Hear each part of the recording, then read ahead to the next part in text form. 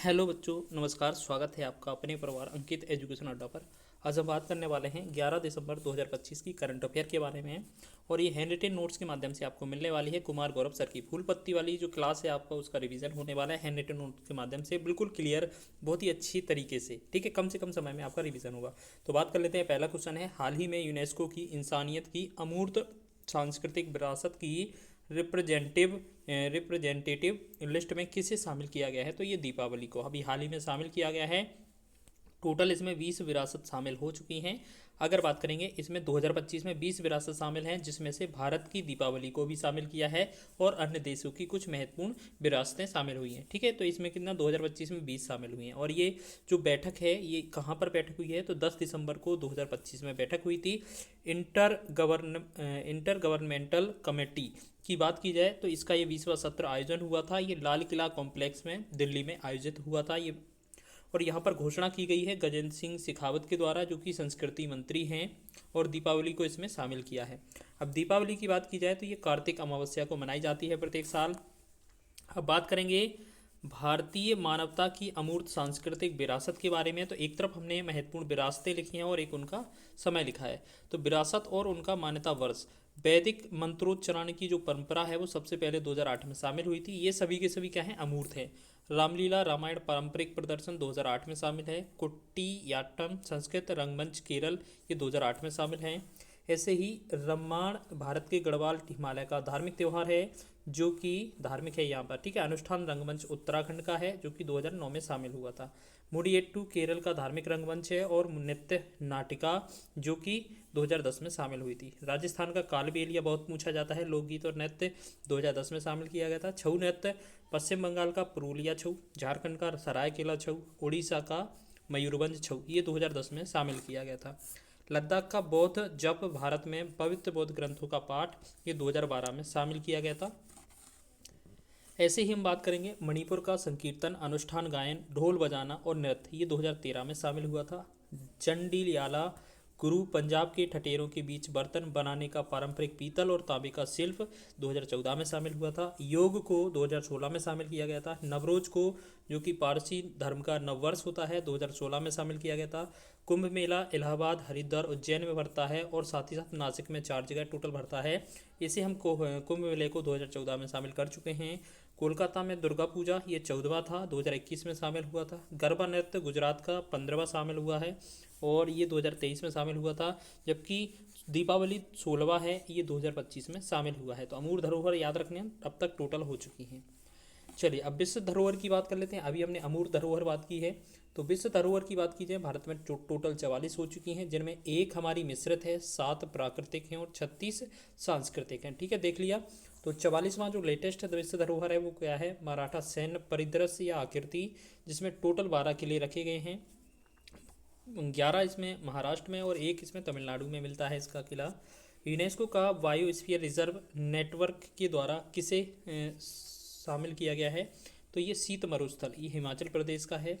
तो question number 2 की बात करें तो हाल ही में किस अंतर्राष्ट्रीय संस्था ने सुधार के लिए ट्रेंजा पहल शुरू की है? तो ये डब्ल्यू का मतलब होता है विश्व व्यापार संगठन, वर्ल्ड ट्रेड ऑर्गेनाइजेशन।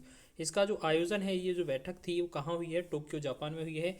इसमें क्या बोला गया है कि यूएसए के जो बदलते तरीके हैं इनको, और ट्रेड वॉर मतलब इससे संबंधित युद्ध, और संरक्षणवाद नीति, इन तीनों मामलों को इसमें देखा जाएगा, इसमें बदला जाएगा, इस पर ध्यान दिया जाएगा। ठीक है, अगर हम बात करेंगे कमेटी की, तो इसमें कमेटी कौन सी है? स्टीयरिंग कमेटी है। इसमें को चेयरमैन कौन है? शशि थरूर हैं। और बात करेंगे इसके साथ साथ कौन कौन? जनरल पास्कल लामी, जो कि डब्ल्यूटीओ के पहले पुराने पूर्व अध्यक्ष रह चुके हैं। इन दोनों को इनका हेड बनाया गया है। ठीक है, अब डब्ल्यूटीओ की बात करें तो ये विश्व व्यापार संगठन होता है, वर्ल्ड ट्रेड ऑर्गेनाइजेशन। 1 जनवरी 1995 में स्थापना होती है। मुख्यालय इसका जिनेवा में है, और इसके वर्तमान में हेड नागोची इकोंजा इवेला है, और इसकी जो पहली महिला नाइजीरिया की ये बनने वाली हैं। ठीक है, अब पहले वाले बात करें, इससे जो डब्ल्यूटीओ है, बाद में ये डब्ल्यूटीओ बना, इससे पहले इसका जो नाम था वो गैट था, GATT। अब बात करेंगे इसका जो निर्माण है वो किसके द्वारा किया गया था? तो मराकेश संधि के द्वारा। अब एक तरीके से और कह सकते हैं कि डब्ल्यूटीओ का एक फुल नेम और हो सकता है विश्व पर्यटन संगठन, विश्व जो है वर्ल्ड टूरिज्म ऑर्गेनाइजेशन हो सकता है। इसका जो मुख्यालय है मैड्रिड स्पेन में है। ठीक है, दोनों में नाम सेम है, बस अर्थ देख लेना अलग अलग। ठीक है, तीसरा क्वेश्चन है, हाल ही में भारत ने दुनिया का सबसे ऊंचा वॉर मेमोरियल कहाँ बनाया है? तो ये गलवान लद्दाख में बनाया है, LOC, अच्छा सॉरी LAC के पास बनाया है, ठीक है, LOC नहीं LAC के पास, लाइन ऑफ कंट्रोल नहीं है, LAC है जो कि अक्साई चीन का है, ठीक है, अक्साई चीन के पास पड़ता है। तो उद्घाटन की बात करें, राजनाथ सिंह रक्षा मंत्री ने किया है। 2020 में भारत प्लस चीन के बीच संघर्ष हुआ था जो कि गलवान में, जहाँ पर ये व्यक्ति हमारे देश के भारतीय सेना के जो शहीद हुए थे उनके लिए ये किया गया है, ठीक है। और कर्नल संतोष बाबू जो कि बिहार रेजिमेंट से थे, इन्हें मरणोपरांत महावीर चक्र भी मिला है, तो इनकी याद में भी ये बनाया गया है। अगर बात करें इसका जो आकार है वो डमरू और त्रिशूल की तरह है, लाल और काले ग्रेनाइट से इसका निर्माण हुआ है। तो ग्रेनाइट की मतलब आप बता सकते हैं कि ग्रेनाइट हो, बेसाल्ट हो या ग्रेवो हो, ये किस प्रकार की चट्टानें होती हैं? आग्नेय चट्टानें होती हैं, इन्हें हम प्राथमिक चट्टान भी कहते हैं। इनका जो निर्माण है वो ज्वालामुखी की क्रिया से होता है, इसमें जीवाश्म नहीं पाया जाता है। साथ ही साथ याद रखना, जब ज्वालामुखी से अगर इनका निर्माण होता है तो इससे जो परतें बनती हैं, जिस मिट्टी की परतें बनती हैं उसे हम बोलते हैं काली मिट्टी या रेगुड़ मिट्टी, ठीक है। चलिए, अब भारत की इस तरीके से देख लीजिएगा, ये आपका ऊपर वाला हिस्सा है, यहाँ पर ये लाइन ऑफ LAC है, ठीक है। तो इसमें आपको याद रखना ये एक्साई चीन के आसपास है, यहाँ का जो गलवान है यहीं का इस नज़दीक इसके गलवान पड़ता है और यहीं पर पेंगोंग झील भी पड़ती है। तो ये चार चीज़ें कहाँ पर, यहीं पर हैं। अगर बात करें यहाँ पर ये सिक्किम वाला हिस्सा है, तो सिक्किम और भूटान, साथ ही साथ एक हमारा यहाँ तिब्बत होता है, यहाँ चाइना, तो इन तीनों के नज़दीक एक जो है संधि पड़ती है या एक ट्राई जंक्शन पड़ती है जिसे हम बोलते हैं डोकलाम, जो कि महत्वपूर्ण है। तो हम बात करेंगे इसमें, और यहाँ पर ये ट्राई जंक्शन है जो कि भारत, भूटान और चीन के बीच तीनों का ये ट्राई जंक्शन है, ठीक है। अगले क्वेश्चन की हम बात करेंगे, चौथी प्रश्न की। तो यहाँ लिखा है, हाल ही में DRI ने किस ऑपरेशन के तहत महाराष्ट्र में मैफे ड्रोन बनाने की जगह को बंद किया है, सीज किया है? तो ऑपरेशन हिंटरलैंड ब्रू के माध्यम से, ठीक है, ये महाराष्ट्र के वर्धा में हुआ है। DRI का फुल फॉर्म हो पूछा जा सकता है, तो डायरेक्टरेट ऑफ रेवेन्यू इंटेलिजेंस। यहाँ पर मेड्रो जो मैफे ड्रोन जो है, इसका मतलब है कि जो दिमाग और शरीर है इनके बीच जो मैसेज की गति है ना, इसको बढ़ा देना इसका कार्य था। अब NDPS जो एक्ट था, तो ये कहाँ था? ये 1985 का था, जो कि आपने देखा होगा ड्रग्स से रिलेटेड होता है। ऑपरेशन सागर बंधु श्रीलंका में चलाया था, जो कि दिसवाह जो चक्रवात था, यहाँ पर भीषण चक्रवात हुआ था, श्रीलंका में नुकसान भी हुआ था, उसके लिए हमने हेल्प के लिए भेजा था। ऑपरेशन ब्रह्मा म्यांमार के लिए और ऑपरेशन दोस्त तुर्की के लिए चलाया था। आगे हम बात करेंगे क्वेश्चन नंबर 5 की। तो यहाँ लिखा है, हाल ही में साइट्स की 20वीं कॉन्फ्रेंस ऑफ पार्टीज कहाँ समाप्त हुई है? तो ये समरकंद उज्बेकिस्तान में हुई है। इसकी स्थापना 1975 में हुई थी। इसमें जो कुल सदस्य होते हैं वो 185 होती हैं और इसमें जो भारत है हमारा शामिल हुआ है।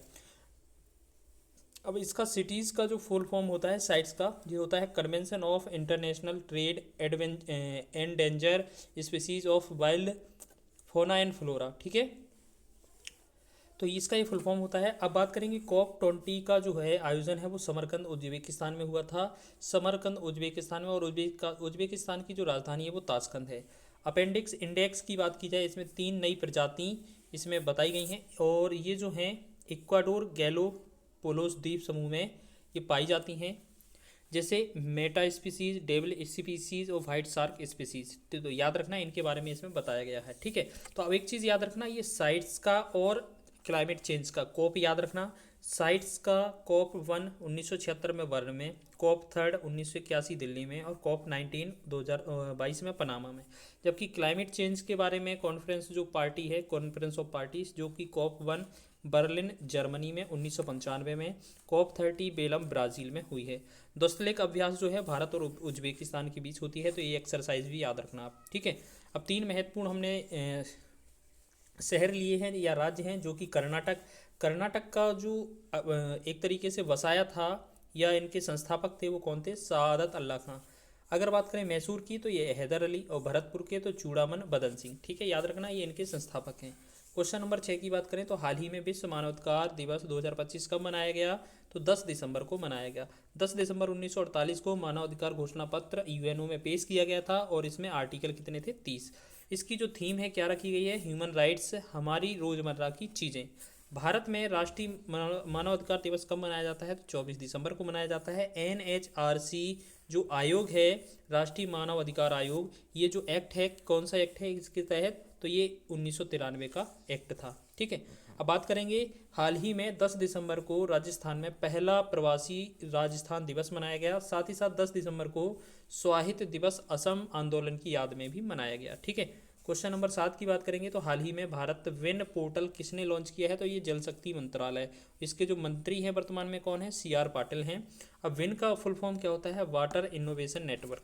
इसमें क्या है, पानी की चुनौतियों, जो कि ज़मीनी स्तर पर पानी की चुनौतियां हैं, इनको प्रैक्टिकली सॉल्यूशन करना इसमें बोला गया है।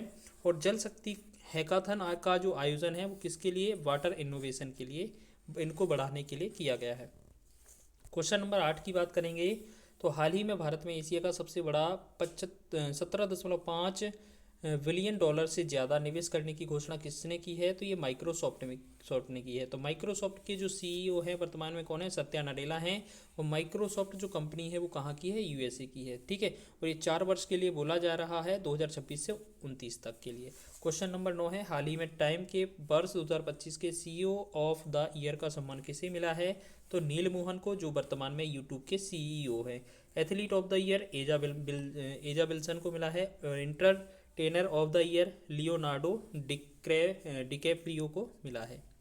इससे आगे बात करेंगे हम एनिमल से related. Animal welfare award Anant Ambani को मिला है। ये एशिया के पहले और सबसे युवा व्यक्ति बने हैं। जो बंतारा फाउंडेशन है इनका, जो कि घायल जानवरों के उपचार से के रिलेटेड यहाँ पर काम किया जाता है, उसके लिए। ठीक है, अब ऑस्ट्रेलिया का गैडेस गेवेल अवार्ड कर्नल प्रतीक राज को इंडियन आर्मी के लिए मिला है। ठीक है, क्वेश्चन नंबर 10 की बात करें तो हाल ही में Qatar ISSF world cup final 2025 में पदक तालिका में कौन सा स्थान हासिल किया है, तो दो या दूसरा सेकंड। ठीक है, तो पहला स्थान चीन ने 9 पदक के साथ, जिसमें 4 गोल्ड, 2 सिल्वर और 3 ब्रॉन्ज। और सेकंड की बात की जाए भारत ने तो 6 पदक टोटल, जिसमें 2 गोल्ड, तीन आपके सिल्वर और 1 ब्रॉन्ज। ये जो है शूटिंग में और दोहा कतर में हुआ था इसका आयोजन। गोल्ड की बात की जाए 2 मिले हैं, किन्हें मिले हैं, एक सुरुचि को, एक सिमरन प्रीति कौर को।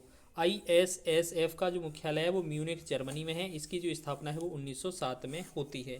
आगे बात करेंगे आर प्रज्ञानंद का नाम आपने सुना होगा, शतरंज से रिलेटेड हैं और ये कैंडिडेट्स 2026 को क्वालिफाई करने वाले पहले भारतीय बने हैं।